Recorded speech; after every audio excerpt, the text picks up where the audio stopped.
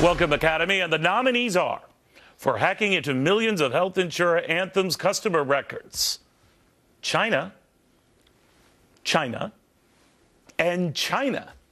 Wow. And the winner is, oh my gosh, I'm so nervous. Thank you, Navy, very much.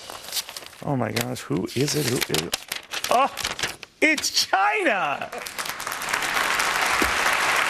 I didn't see that one coming, Navy.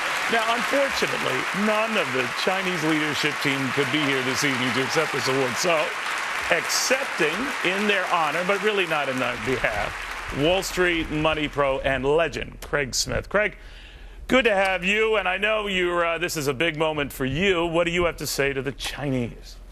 Neil, first off, I want to thank you for this wonderful award that I'm receiving on behalf of the Chinese people. And more importantly, I'm so glad to hear that you're safe, because when I heard that your helicopter came under attack while you were crossing the Hudson today to get to work, and you landed that helicopter safely. Are you surprised that China won this so quickly? Or that they're suspected? Or more to the point, that China didn't say anything about it?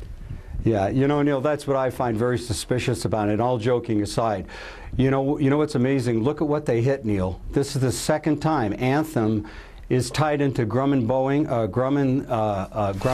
Aircraft and Boeing, and they're both defense contractors. And if you remember correctly, a few months ago we had an unnamed health insurer that had their accounts hacked, people that are specializing in very sophisticated weapons programs. Right. And now we found out that there are many people that are being cleared for top clearance positions in the government, that their computer files were hacked. But what are they doing with it, Craig? What do you think they're doing with this? Because it happens again and again, even when it comes into breaking into our defense contractors, to your point, the Defense Department itself.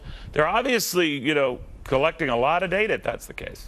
Well, I think it's two-prong approach, quite frankly, Neil. Part of it, I think, is commercial. I mean, names, addresses, social security numbers. Think of the amount of money that's going to be made by setting up false accounts and cyber crime. That's number one. But number two, I believe there's espionage involved. Because if they can crack an Anthem computer that's tied to a computer at the defense area of Boeing over in Missouri, where 15,000 people get their health care, what's to keep them from making the leap into their computer? Look, we've always got to keep in mind when we talk about China, Neil, and you and I have discussed this before, they're a communist country. They don't play by the same rules. They're willing to lie. They're willing to cheat. They're willing to work around the system. They steal intellectual properties from us. They hurt American businesses. Now they threaten American security. Now our personal information is on their computers. And where is our president? Our president should be out there making a statement about this, protecting the businesses of this country, the American people, and this country. Well, we're told that the administration is still looking into it. Well, Neil, come on. Look, this leaves a fingerprint. There's nothing to look into. Akamai years ago did a study that said over 43% of all attacks come from China. We know exactly what happened. Now, in the case of J.P. Morgan, they're still trying to figure it out. Here's my big concern, Neil.